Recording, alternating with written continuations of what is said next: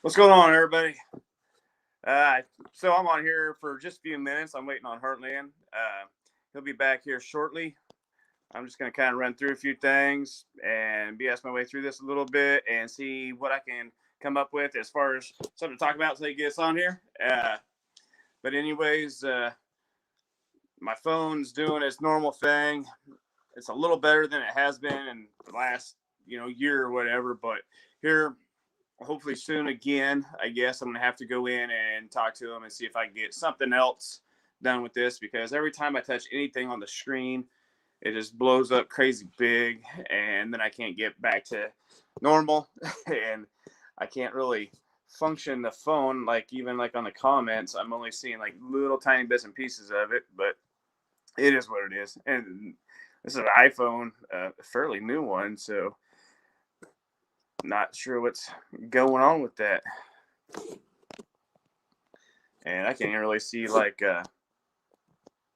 who's actually in the live right now. I'm just kind of trying to get it running. But anyways, yeah, we're gonna do another hindsight tonight, and we'll kind of be talking about something from way back in the day, in the 1800s.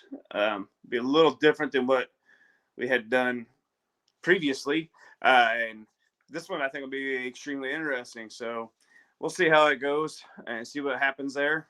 Um, we are currently looking at some other things that will kind of almost coincide with this, but um, if we decided to do that, it'd actually be ordering a book, and we'd both have to read it and stuff like that. So I don't know if we will actually do anything on that part of it or not, but we'll see how it goes from there. We've been just running around crazy lately, and now I'm on lockdown, quarantine, I guess, not lockdown.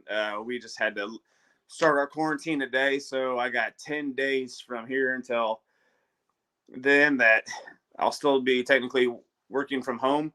Uh, Luckily for me, I can do that now, but it'll be kind of interesting because I will be at home for the bulk of the time and for the entire time because we're on quarantine. So it is what it is. We aren't too worried about being here for a couple weeks, 2 or 3 weeks, easy money there.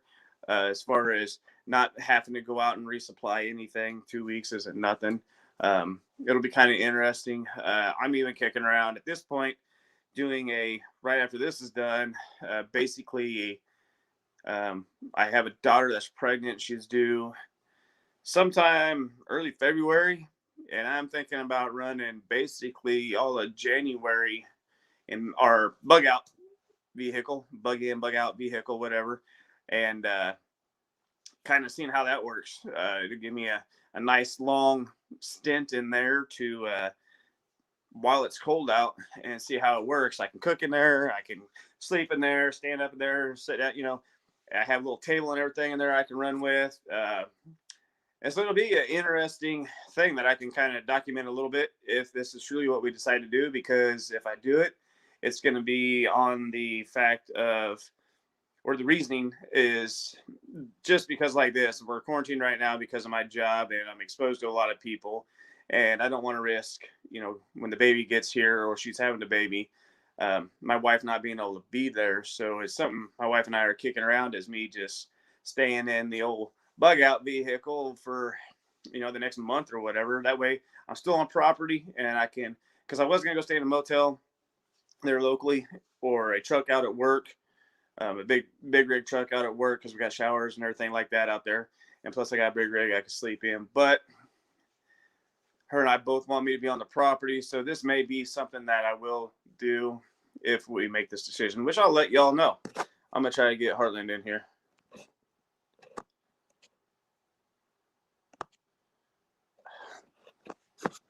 I love technology. All right, man. Sorry, everybody or anybody, whoever's there.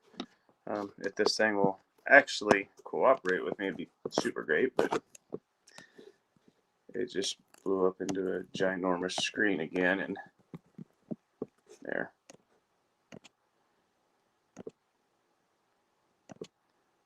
I don't know what's going on with this thing, man. It is not like it's an old phone or anything.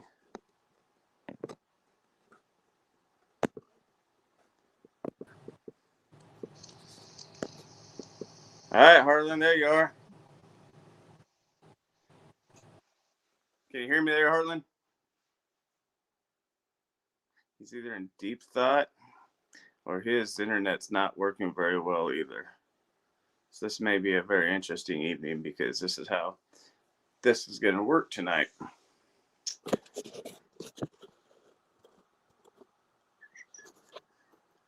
Hey, Milkmaid, what's going on? We're trying to get Heartland to unfreeze. I don't know what's going on there. We've had a little bit of trouble trying to get him on, but I'll wait and see if I see him back down in the guest area, but I'll go back into talking what I was talking about until I can get him back on here where he's unfroze. I'm just kind of, honestly, I'm kind of glad I'm not the only one that's just having these issues all the time. But yeah, if we do go ahead, I'm really good at technology here, and decide to do that where I stay out in the in our basically our bug out vehicle, I guess you'd call it. If I do decide to do that for that amount of time, it'll be extremely interesting because I'll be cooking out there. You know, everything will be done in that particular vehicle. It'll be pretty tight quarters, but it will keep me on property. So I don't know. I will definitely be doing a lot of videos if I'm out there, because once it gets dark and I'm sitting in a bus by myself, because that's what our bug out vehicle is a bus, it'll be boring as hell. And the reason it is bus because it holds a lot of people and it will still get around out here very easily. It's got plenty of clearance. It's got everything I need to make it work as a bug out vehicle. Hey, there you are. Bam! How you doing, popped right up. You know what I did? What's that? I turned off my computer.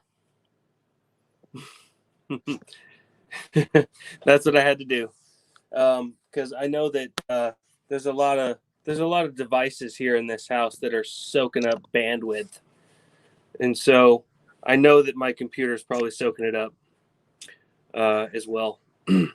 But right. All of my notes, all of my information, and the article that I was going to go with is kind of on the computer. So I'm gonna be shooting from the hip, guys. Hell yeah! Well, let's see what that memory's like, man. How's it going? Have we populated the chat yet? I wasn't able to refresh the YouTube that I had pulled up. What I see is like 3 comments, and every time I touch my phone, something goes haywire with it. So I'm not touching it no more, man. I'm just rolling with it. So I'm not sure who's here, who's not here. Okay. Who's That's okay. That's okay.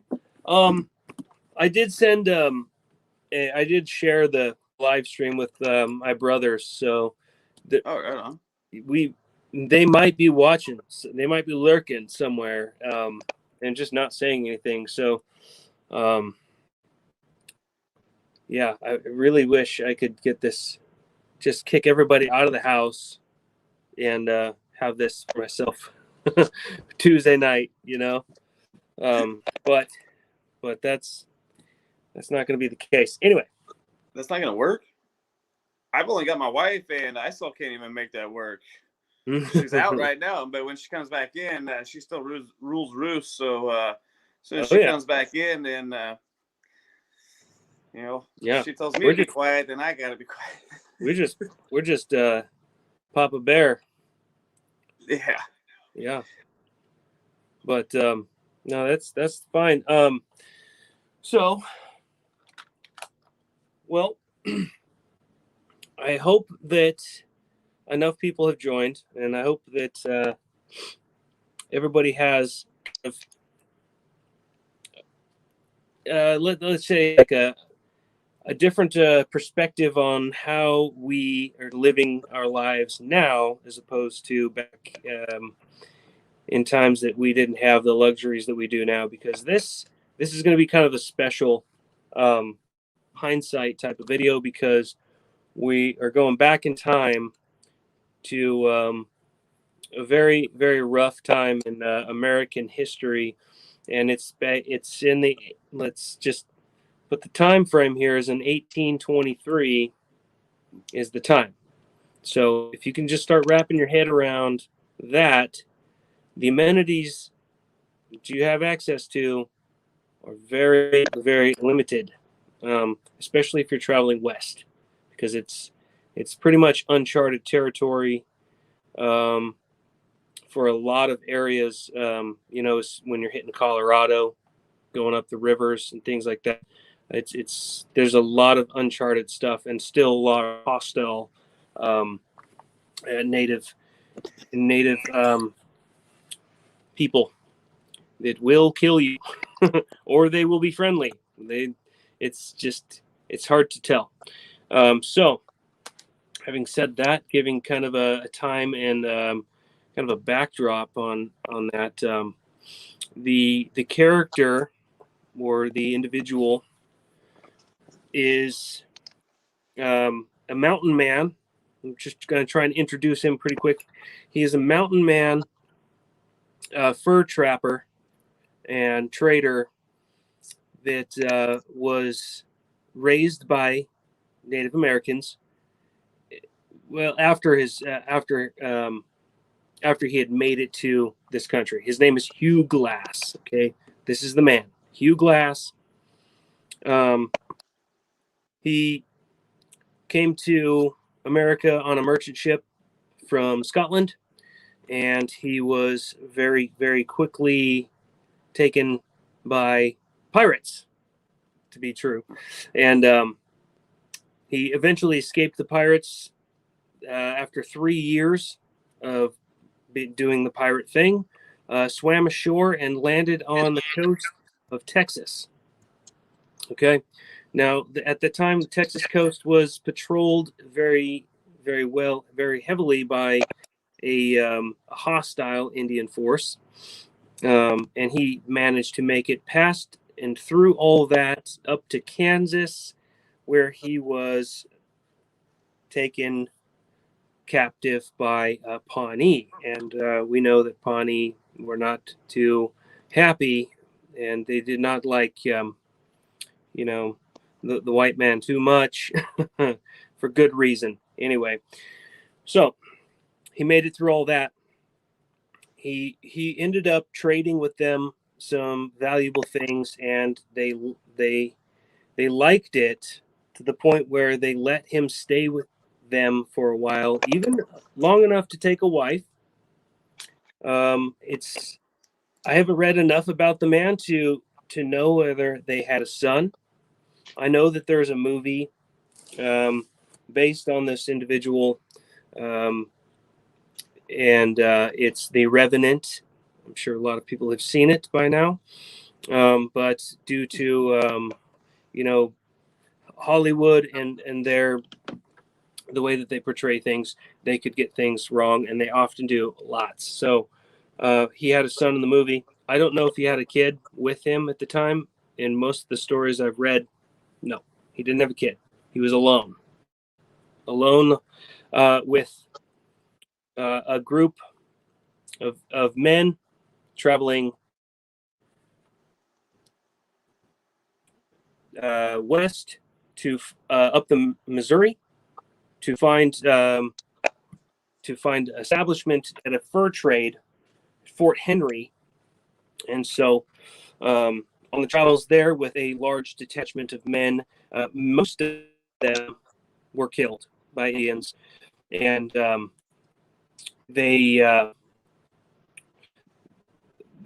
was about 13 of them left at that point after making it a certain distance. Now, just trying to kind of compress this story into like a nutshell, which is very difficult because there's so much and it's so interesting.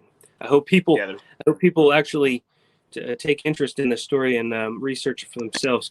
It's a fantastic story of just survival and vengeance towards the end, and we'll get there.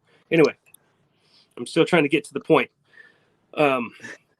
So Hugh Glass is with the surviving 13 men heading for Fort Henry, and he was out ahead of the group, scouting for game. He was following a game trail. He came across a mother grizzly. Between them Mother Grizzly and him were the cubs. And naturally, Mother Grizzly does not like this situation. She attacked and she ripped him to pieces. I'm telling you. She was at one point pulling chunks off of his back and throwing it to the cubs and teaching them to eat, right? So he's being mauled. And I think the small group that he was with heard the one shot, and his screams, came running, killed the grizzly and the cubs. Okay. They did what they could to patch his, like, the obvious wounds, the best they could, and so they were all convinced that this man Hugh Glass would not survive the night. The next day, he was still alive miraculously.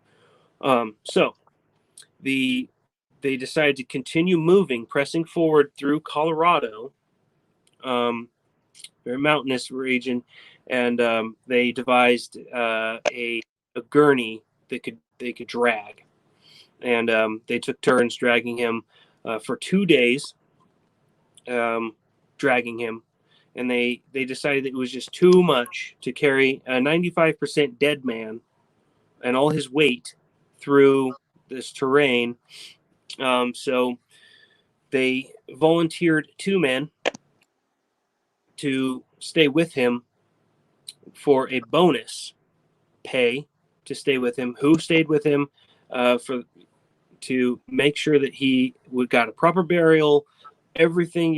If he makes it through, keep helping him out. That was the situation. That was the circumstance. These 2 individuals, one was Fitzgerald and one was a young 13, just a teenager. I can't remember his name off the top of my head because I don't have my notes, obviously. They were left there. Fitzgerald was the older man who was a trapper at the same age. Oh, yeah, he was the same age as Hugh. The second man was a younger. So that'd be Bridges. Bridges, that's right, Bridges. Okay. Those 2 men were left to tend to him and stay with him, while the rest of the men went on to the camp. Until he finally passed. So, what happened was, at this point, and this is where the scenario is going to be brought onto us, which is going to be very difficult. At this point, 5 days he's still alive, and Fitzgerald is frustrated, and wants to move on because they are constantly hunted by the Native American tribe that they had last contact with, and they were very hostile. So they were being hunted through these areas. So Fitzgerald was being a chicken shit, to put it the most mild way, and he was a coward. He just wanted to leave and just be done with it and go collect his bonus for staying there for 5 days. Anyway, he had convinced the younger man to drag Hugh down to a creek and leave him there by the creek. And then what they did was they took his provisions, they took his rifle, his shot, his powder, his flint and steel, and I think they took a knife from him. So they left him with 0, except for the clothes that are on his back, and maybe the gurney that he was attached to. So that's what they left him with. The tattered remains of his clothing. Yeah, whatever it was. Okay, so here we are. Here's the setup. That's our situation. We are here, and we wake up day number 6 by a creek, and we're left alone. And here's the thing. Here's one of the things I want you to wrap your mind around is that the entire time that he is alive, he is conscious.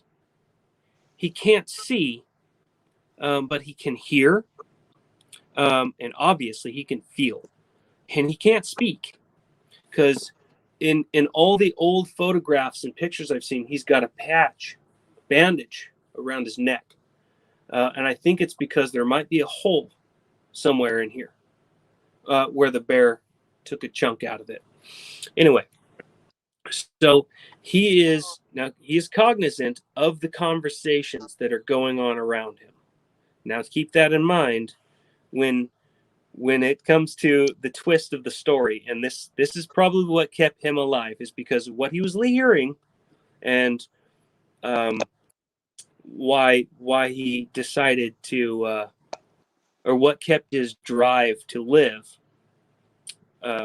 there. So that's where we are. Here's another thing.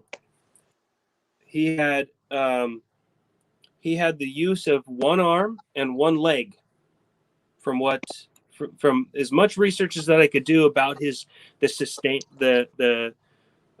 extent of his injuries was primarily on his back, and an arm and a leg, and obviously somewhere up in this area.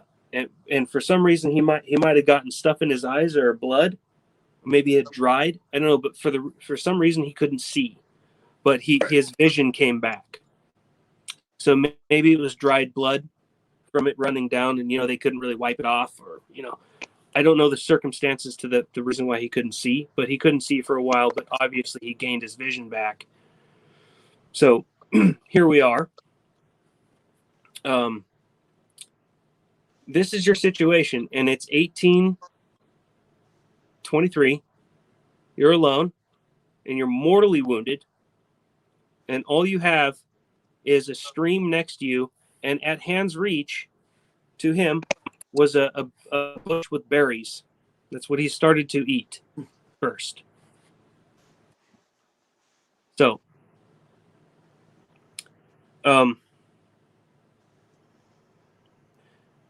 can I tell you? Well, I don't want to set it up like a scenario situation, but I guess at this point, what's going through your mind, and what are you going to do? What are you going to do to get out of there? Like, I'm that dude there that's like got one arm, basically one leg's all jacked up. You can't see. At that point, I want to change my name to Lucky before I even start the journey, because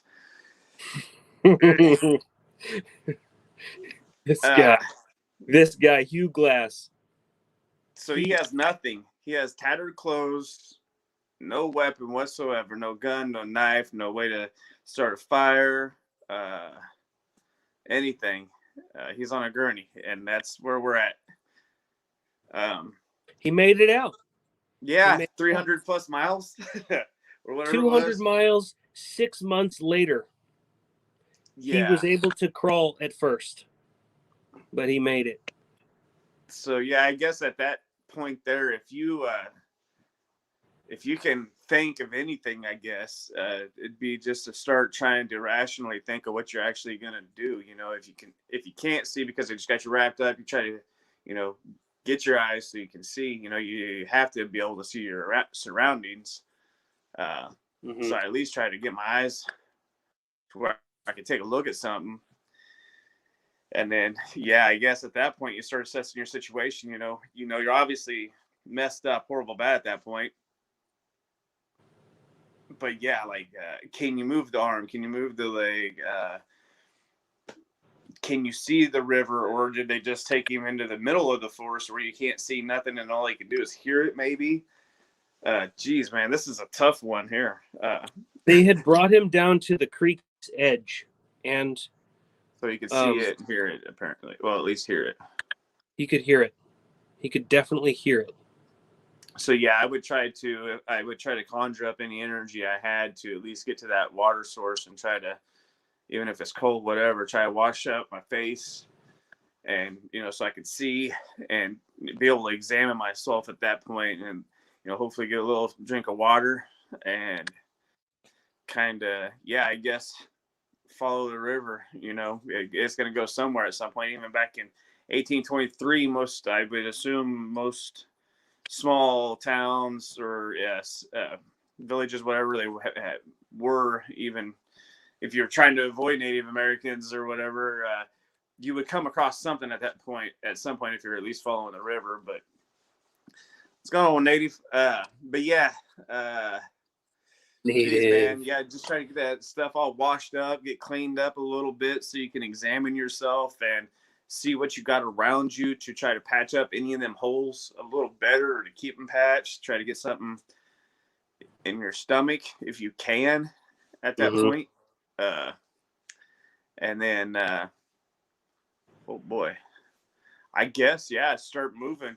What else are you going to do? Because you can't sit still at that point. If you sit idle, you're for sure going to die, because you got hostile natives around that if they catch you, you're done. You've already been attacked by a bear, so there's big predators around. Just start moving the best you can, and trying to gather up anything you can to survive with, whether it be shit, he didn't even have a flint or nothing to start a fire with. So I don't even know what you'd really gather up other than some sticks to try to make like a crutch or something so that you could walk instead of crawl, and maybe swing at a grizzly bear if it came back. And if you only got one arm, you can't even do a bow style fire. You can't even rub two sticks together at that point. So, but I think he did the right thing by following that river, because in the story he came across like a friendly native tribe, I believe, that kind of helped him out with some food and stuff like that, if I remember correctly, and even a canoe, didn't it, to help him maneuver down the river a little bit. But man, this one is a tough one, dude. You picked a good one. This how one would is. you handle this situation? I'm gonna throw the ball back in your court now. I stumbled around long enough.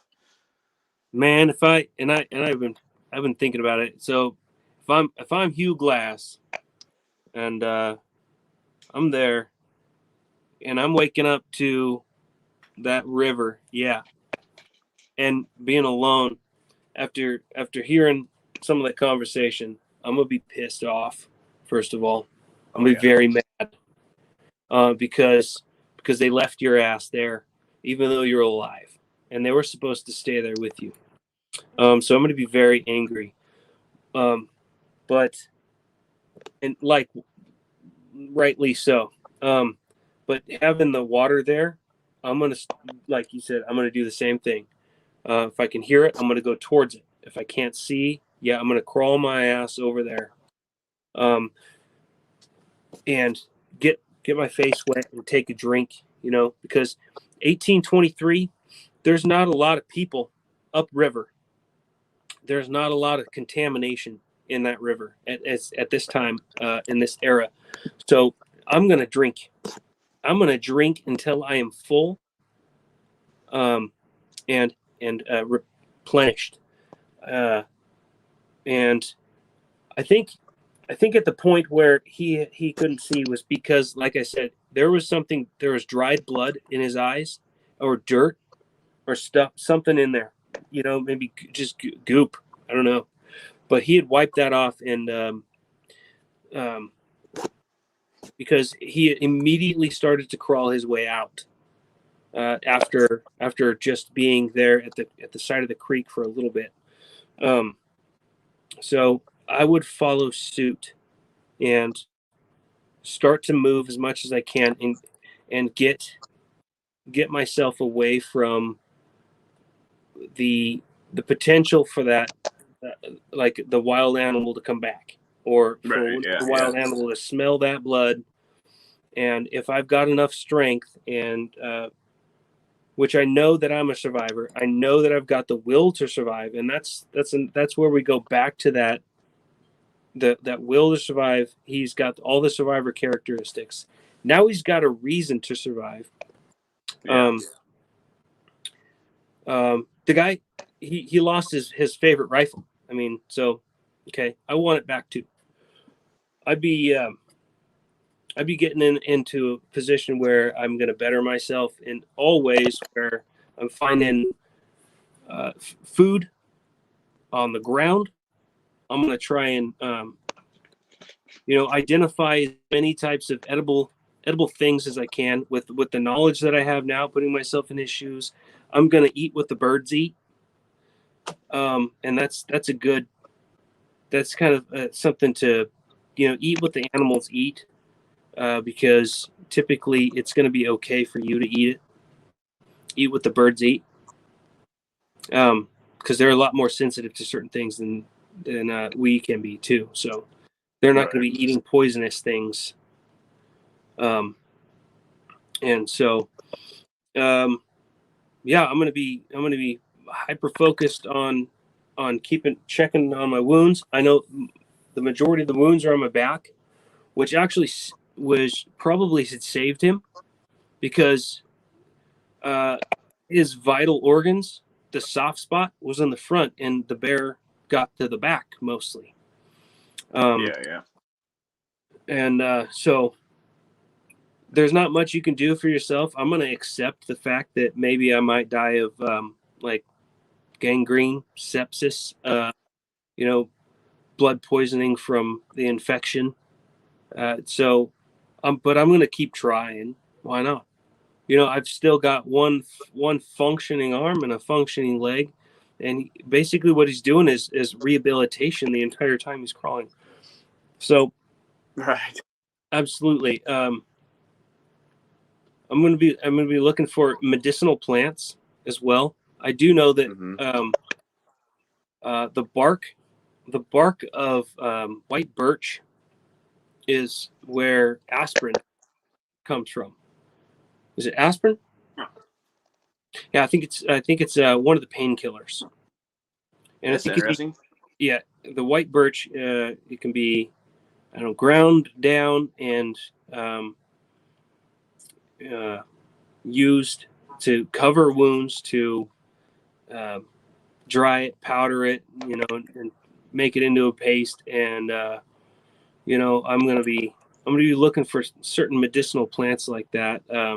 I know there's what's the name of it? So you're in Colorado first, so that's where you are. Yeah. There's a lot of edible things up there anyway. And you don't have to worry too much about poison ivy, in case you're crawling through it. Right. So yeah. my thing, add that to some serious wounds, that'd be horrible. Yeah. So if I knew more about the extent of his injuries, I would be able to make a better assessment on what I would do in a situation right like that. Because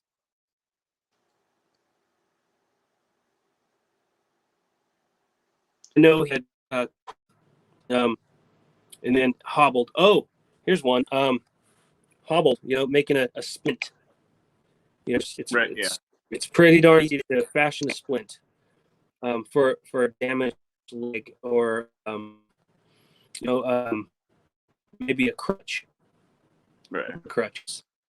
A Y and a branch, and a stick. And as you get a little bit more, recovered from whatever situation is. And boy, this guy, like you said, it's funny. Change your name to Lucky. Yeah. His entire life, he was lucky for some reason. I don't know what it is. I don't know what it is about this guy, but I'm glad they made the movie. But yeah, so I haven't seen the movie yet. I'd like to see the movie. I haven't seen that yet, but verbatim about this guy's situation, yeah, I probably would die, but I would give it my best to try and get out of there with what I have, with what knowledge I have. If I'm put in his same exact situation, I'm gonna try my best, and if I go, I go. I mean, that's it. Exactly. There's nothing else I can do about it. So. Exactly. So one thing thinking back on that bark that you were talking about. Like peat moss, from what I understand, what little bit I've read about that, you can dry it and store it really easy in a store for like 5 years, and it doesn't matter sunlight, temperatures, none of that matters. And then it's super easy to to wet it down or whatever. But even if it's dry, you can use it to pack wounds, and it has like an antiseptic properties to it. And so that was something kind of interesting that I found out by reading this little story. I was kind of trying to look into some things that they would have used back then, because you had mentioned that actually was, back then they had natural things. That's one of the deals that I'd seen was that peat moss. Yeah. And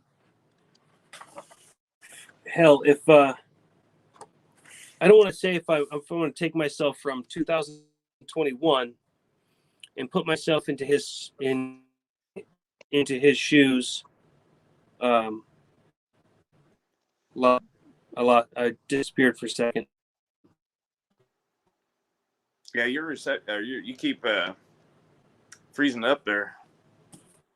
Are you there? I can hear you occasionally, but your face is completely frozen.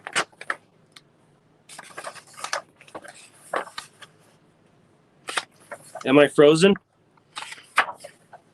Yes. Yeah, you're frozen right now.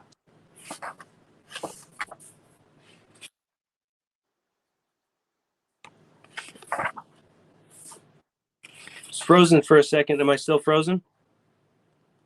Kinda. You're moving really slow. Oh man. What's that? Now you're not frozen. Now you went away, buddy.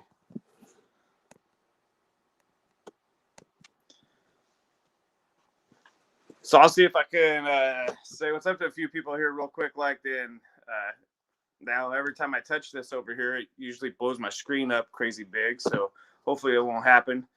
But Milton Roots, Native Homestead, what's going on, guys? Milkmaid, Pure Blood, thank y'all for showing up and watching us. Looks like he's trying to get back on here, so I'm gonna pop over here, see if we can grab him up again and see what happens. You there? Yeah, I'm here. Yeah, I dropped out. Man, it's my night for having technical difficulties, I guess. And I apologize. That's all right. I have them all the time. Yeah, I understand. It's all right. Well, I was trying to quickly say that if I'm taking myself from 2021 now and throwing myself into a situation in 1823, my knowledge obviously is going to be far less than this man, Hugh Glass, and I don't want to pretend that I would know as much as him, but it'd be very interesting to kind of put yourself in the mindset that, okay, he was obviously educated and raised at some point, not raised, but lived with tribes for an extended period of time, to where he would know these things on how to treat himself naturally. Right. So that is something that I want to be able to learn and do in case we go from a 2021 luxury to nothing, because that's what this one story makes me want to do. It really makes me want to put myself in his shoes and know what to do if I'm in a situation. Right. Any of these guys' situations that we're in, they talk about. Yeah, it would be Threw my terribly hands interesting up. now. If you could do the whole situation without being mauled, that'd be great. I don't even know if I want to be beat up and put out there in that situation, but yeah, you could easily use this though for, like you said, going from 2021 to back then. That could just easily happen overnight, and and on all honesty, it could happen overnight almost, or in a SHCS situation, just real quick, like you could be thrown back into that type of situation. And then I guess you could end up somewhere like this, and this almost exact type of situation, you beat up horrible bad out there or whatever, try to travel somewhere, get mauled up by something. And then, so yeah, I Right. guess if you can figure out how to kind of, I guess, just like tape your arm up to you and your leg to where you don't really get the use of it, and try to run it through like that. In a hindsight situation, the only way that you and I would find ourselves facing this type of situation is if there was a complete like reset, and then where after a few years we would be experiencing some of the same types of lack of certain amenities like he would that we have now. Right. So we would need fire starter. We wouldn't have butane Bic lighters, and they would be far and few between. So we would need flint and steel again, or our fire starters. Bullet casings after a few years of full collapse would be pretty difficult to find. So we would be start reverting back to times like that, and so it would be with our knowledge of survival is what's going to get us through it, and that will to survive. And that all comes down to knowing, your homeopathic stuff, your medicines, your natural remedies, your vitals. Your friends at this point. Here's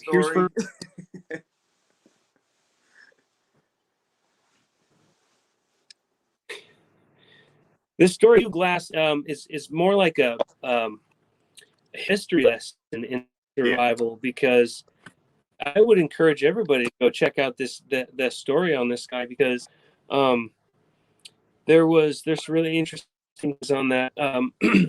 His back after a certain it was infested with maggots. Okay.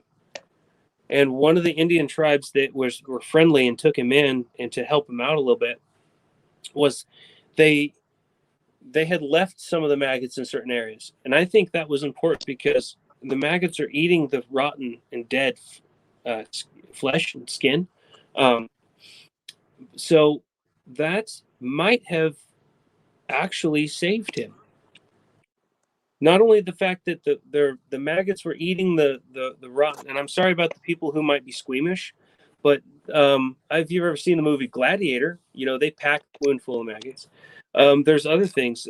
I know that there's no leeches there, but leeches also can suck out certain toxins and things like that. So his knowledge of those things were he probably left them there on purpose. Obviously, he couldn't bring him and wipe them off, but and here's I guess we want to throw a twist into it. Would you go after Fitzgerald? Would you go get your rifle back, and would you get the sweet revenge because you made it, and he's the reason why that you were put there and not put there, but you were in that situation to begin with. He could have just stayed and helped you out. Right. Yeah, I definitely would be looking for them boys. And I don't think I would be a very friendly guy to be around once I found them or found anybody that knew them. I would definitely be going after them to get all of my stuff back, plus whatever they had on them at that point, and then maybe take them for a nice little stroll out in the forest and work them over a little bit, leave them out there and see how they like it. Break a couple bones or whatever, and just walk off and leave them. Make sure they ain't got a dang thing to get back with. So not necessarily an eye for an eye, but I'd feel a lot better at the end of the day. What about you? What would you do on that part? Well, I know that I would be I'm a praying man, so I'd be praying every bit that this individual found his got the right thing deserved to him. Right. And I wouldn't necessarily seek out for my vengeance, but I would know that if by some circumstances I ever ran into this individual again, that would be the last time he saw anything. And I would let it be up to that situation where I'm going to let this go, but if I ever run across this individual, I will go to jail. I will do whatever. That's it. That's it for that person. Right. And I'm going to leave it up to that situation. So if God deems it right for me to cross his path again, for me to carry out that situation, then he has deemed it right for me to do so. If not, then some other fate waits him. And because he's such a piece of crap, he's probably going to suffer a really shitty fate. Yeah. Well, and I think so there's a couple different twists to the story, or not twists, but endings or whatever, I guess you'd say, how it worked out depending on where he was reading it at, like whether he actually ever got his vengeance or not. Like one part I read he did, and he got the rifle back. And then another part I read that when he found them, they was part of the military, and they're like, no, it doesn't matter what they did. They're the government property now. You can kick rocks or whatever. And so there's a little bit of a little bit convoluted there at the end. Yeah, really... there's some gray area there that some of the information might be a little rough. Right. Yeah. And then after all that stuff he went through, and then everything before that, that this man went through, and then a few other things after this, he died. What was it, in 33 or something like that? 10 years after this incident, and just a skirmish of some sort, a small little battle that shouldn't amounted to much of anything. I didn't get to that part of his life, man. Oh dang! Yeah, just in the one. Yeah, just in the one area I was reading one of the articles, it had 8 different sections on this guy's life, so it was pretty interesting. I do know that there's a Fort Henry. The first Fort Henry was, I think it was not abandoned, but it was they left it and then established another Fort Henry. Okay. That was in a different area of Colorado, or a different part of the river that was easier to access. And they had left when he had first stumbled into that fort, because that's where he was seeking to find Fitzgerald, was this fort. When they got there, no one was there, but the rumor is that they had left a message there to anybody who comes across the fort to the location of the new fort. And that's where he went to kind of, okay, so he's still on his journey for vengeance and to get his rifle. I mean, that's right. That's what he wanted. I want my rifle and I want to kill this MFer. You know what I mean? He was like, what? Give me this. He did end up forgiving the kid, though, because it was Fitzgerald that was more of the coward, and so what a circumstance. Yeah, it's a little side spin off of the actual story. I mean, it still is, but the kid actually several years later became quite famous. I think it was in Wyoming, and they named several different things after him throughout the state. So he went on to make something of himself, at least after, maybe learning something. He had a coming to Jesus. Yeah, maybe. With Hugh Glass, because I think Hugh Glass confronted him face to face. That kid probably shit himself. Yeah, the dude was supposed to be dead. and he had walked for 6 months to find these people. You imagine being that asshole that left and then turn around and be like, "Oh man." I would have carried that guy's stuff and wiped his butt forever. I would have just cooked his meal. I would have done whatever. If that was but I wouldn't be in that situation. I wouldn't be the guy who just I'm scared I'm gonna run and take your stuff. I'm gonna stay there with him. Fuck it. I'm gonna stay there with. Sorry. I think I'm pretty sure I would have too. But just to try to put yourself in that guy's shoes, if he turned around at some point in his life and seeing the man that he left out in the middle of nowhere was for sure dead. Whoops. That's a total game changer for that kid for sure. Yeah, and that's why he probably a life around. But it's an inspiring story. It's an amazing story about Hugh Glass. I encourage everybody to go take a look at it, and don't just go watch the movie, because you're not going to get the ins and outs of the man himself and where he started, because you're just not going to get any of that good stuff. And it's amazing because it's a true story. Right. There's documented history about it. Yeah, go ahead. No, I was just I wanted to throw it at you real quick. I wanna hear your hindsight on it. Like, if you could go back and be in that exact spot, but with the hindsight, how would you? Because this situation is screwed up, man. Sure. Your hindsight, no matter how much you prepped, in my thoughts, no matter how much you tried to, I'm going to carry a jug of alcohol with me so I can cleanse wounds and, end the pain a little bit or whatever. To me, this hindsight's kind of cut and dry, as it doesn't matter what you prepare because they took all your stuff and left you. Right. Hindsight. I always go back to before, because you have to look up leading up to the situation to begin with, because that's hindsight. Hindsight is you're looking for the flaws in the situation that you've already witnessed, and then you're gonna engineer the fault, the wrong out of it, right? So what happened? Okay, right. He got between a mother grizzly.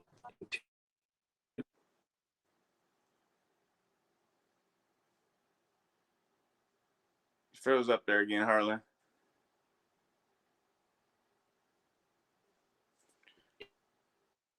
HTF.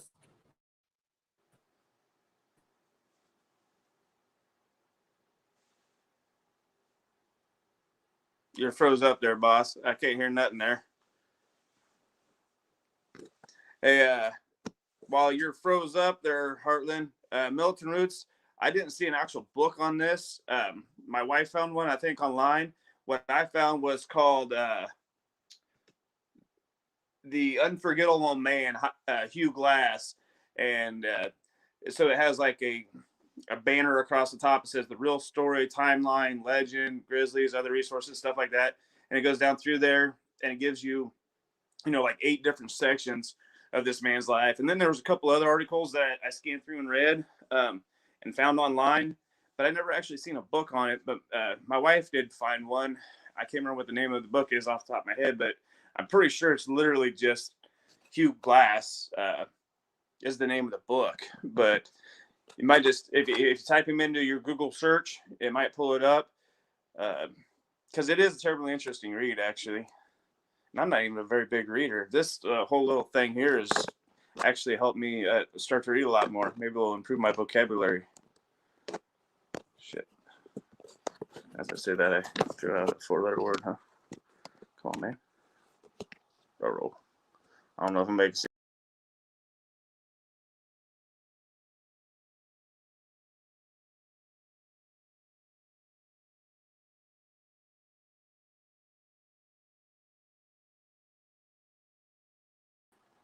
Can you see me? Whoops. That didn't work out so well. Oh my God.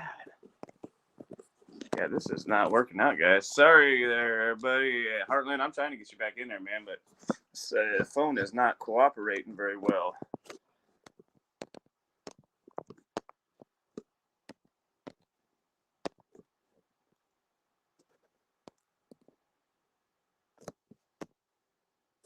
Really?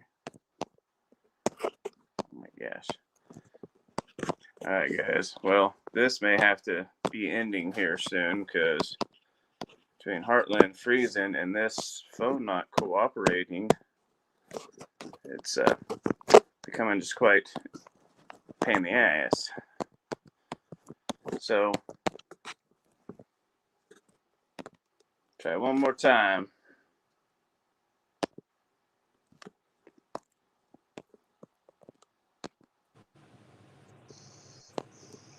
There you are, man. I was about to give up, throwing the towel, man.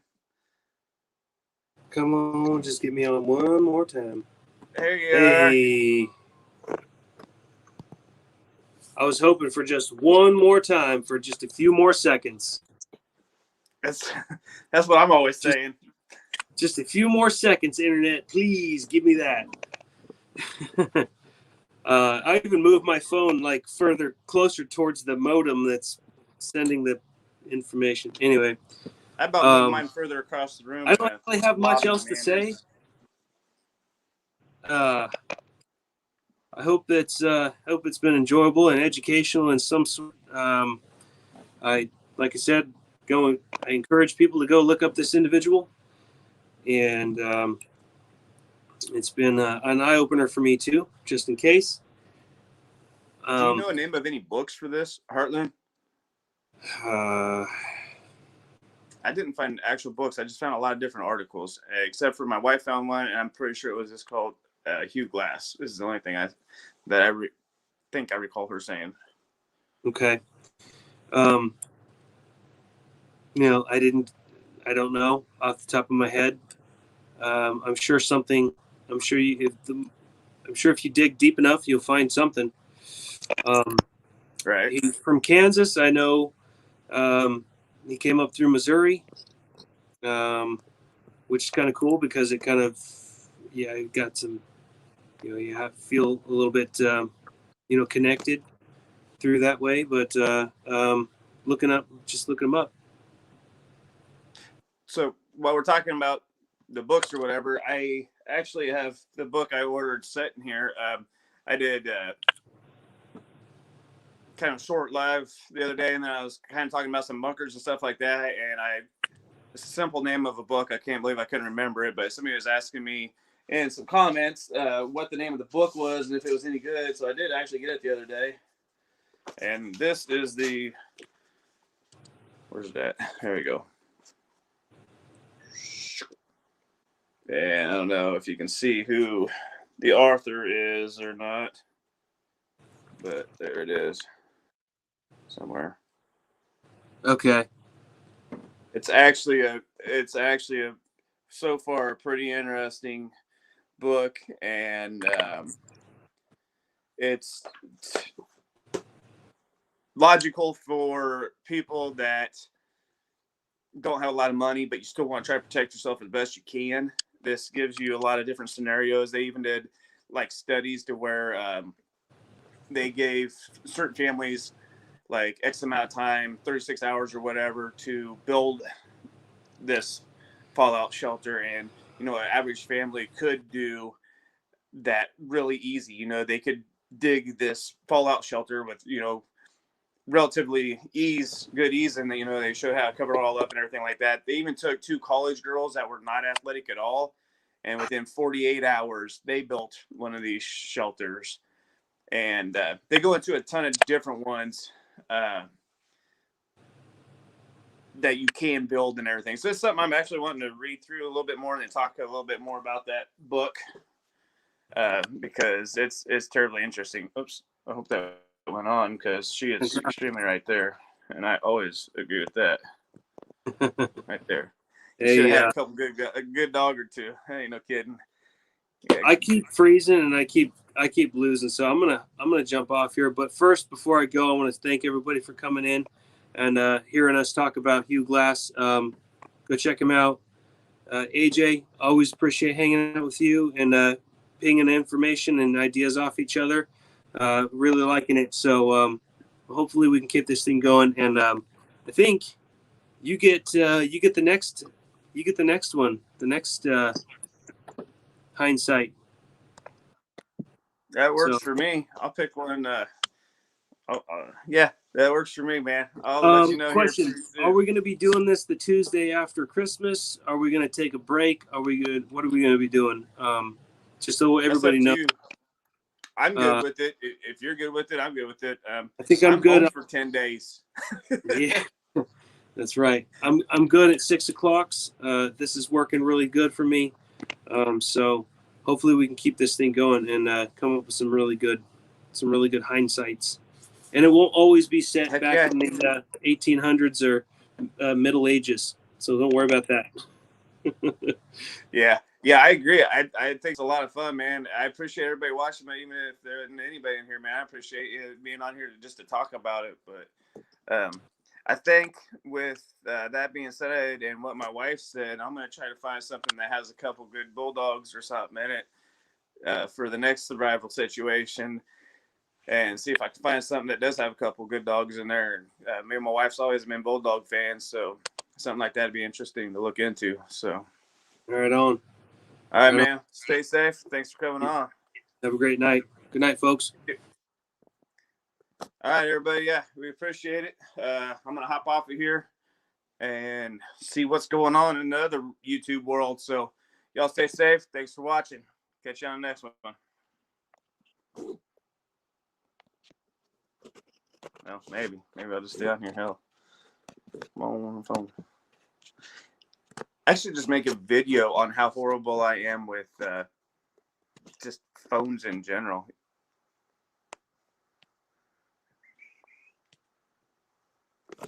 In between. All right.